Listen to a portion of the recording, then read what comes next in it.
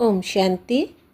अव्यक्त मुरली सीरीज़ में आज की मुरली है 9 दिसंबर 70 की। मुरली का हेडलाइन पुरुषार्थ का मुख्य आधार कैचिंग पावर। आज हर एक की दो बातें देख रहे हैं कि हर एक कितना नॉलेजफुल और कितना पावरफुल बने हैं। इसमें भी मुख्य कैचिंग पावर हर एक की कितनी पावरफुल है यह देख रहे हैं। पुरुषार्थ का मुख्य आधार कैचिंग पावर पर है। जैसे आजकल साइंस वाले आवाज़ को कैच करने का भी प्रयत्न करते हैं, लेकिन साइलेंस की शक्ति से आप लोग क्या कैच करते हो? जैसे वो बहुत पहले के साउंड को कैच करते हैं, वैसे आप क्या कैच करते हो? अपने 5000 वर्ष पहले के दैवी संस्कार कैच कर सकते हो। कैचिंग पावर इतनी आई है, वो तो दूसरों की साउंड को कैच कर सकते हैं। आप अपने असली संस्कारों को सिर्फ कैच नहीं करते, लेकिन अपना प्रैक्टिकल स्वरूप बनाते हो। सदैव यह स्मृति में रखो कि मैं यही था और फिर बन रहा हूँ।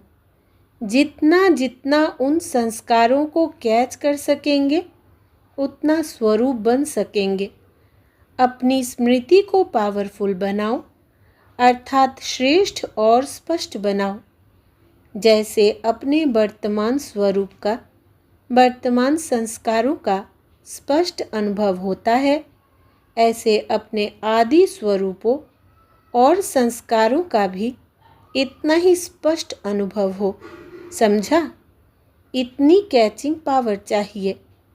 जैसे वर्तमान समय में अपनी चलन व कर्तव्य स्पष्ट और सहज स्मृति में रहती है, ऐसे ही अपनी असली चलन सहज और स्पष्ट स्मृति में रहे। सदैव यही दृढ़ संकल्प रहे कि यह मैं ही तो था। 5000 वर्ष की बात इतनी स्पष्ट अनुभव में आए जैसे कल की बात, इसको कहते हैं कैचिंग पावर। अपनी स्मृति को इतना श्रेष्ठ और स्पष्ट बनाकर जाना। भट्ठी में आए हो ना, सदैव अपना आदि स्वरूप और आदि संस्कार सामने दिखाई दे। अपनी स्मृति को पावरफुल बनाने से वृत्ति और दृष्टि स्वतः ही पावरफुल बन जाएंगी। फिर यह कुमार ग्रुप क्या बन जाएंगे? अनु कुमार, अर्थात अनोखे। हर एक के दो नयनों से दो स्वरूप का साक्षात्कार होगा। कौन से दो स्वरूप? सुनाया था ना कि निराकारी और दिव्य गुणधारी, फरिश्ता रूप और दैवी रूप।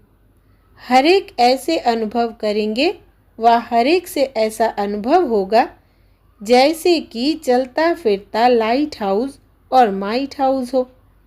ऐसे अपने स्वरूप का साक्षात्कार होता है।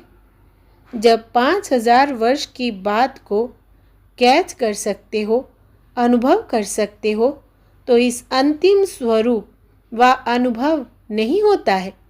अभी जो कुछ भी कमी रह गई है, वो भरकर ऐसे अनुभवी मूर्त बन कर जाएंगे। तो देखना, कभी कोई कमी न रह जाए। भट्टी से ऐसा परिवर्तन करके जाना जैसे कभी कभी सतयुगी आत्माएं जब प्रवेश होती है तो उन्हों को इस पुरुषार्थी जीवन का बिल्कुल ही नॉलेज नहीं होता। ऐसे आप लोगों को कमज़ोरियों और कमियों की नॉलेज ही मर्ज हो जाए। इसके लिए विशेष इस ग्रुप को दो बातें याद रखनी है। दो बातें दो शब्दों में ही है। एक गेस्ट हाउस, दूसरा गेट आउट, अर्थात बाहर निकलना है और आगे के लिए अंदर आने नहीं देना है। दूसरा, इस पुरानी दुनिया को सदैव गेस्ट हाउस समझो। फिर कभी कमज़ोरी व कमी का अनुभव नहीं करेंगे। सहज पुरुषार्थी है ना। इस ग्रुप को कमाल कर दिखानी है। इसलिए सदैव लक्ष्य रखना है कि अब फिर 21 जन्म के लिए रेस्ट करना है। लेकिन अभी 1 सेकंड में भी मनसा वाचा कर्मणा सर्विस से रेस्ट नहीं, तब ही बेस्ट बनेंगे, समझा? क्योंकि यह है hard worker group. Hard worker group में रेस्ट नहीं, कभी रेस्ट नहीं करता और वेस्ट नहीं करता। इसलिए इस हार्ड वर्कर ग्रुप व रूहानी सेवाधारी संगठन को सेवा के सिवाय और कुछ सूझे ही नहीं। यह है नाम का काम। यह भी याद रखना, सेवा प्रति स्वयं को ही ऑफर करना है, तब बाप दादा से आफरीन मिलेगी। हार्ड वर्कर्स व रूहानी सेवाधारी ग्रुप को सदैव यह स्लोगन याद रखना है।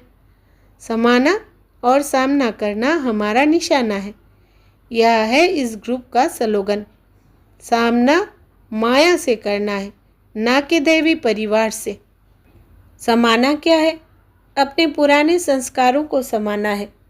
नॉलेज के साथ साथ पावरफुल भी बनना है, तभी सर्विसेबल बनेंगे। अच्छा, तिलक समारोह देख राज तिलक समारोह याद आता है?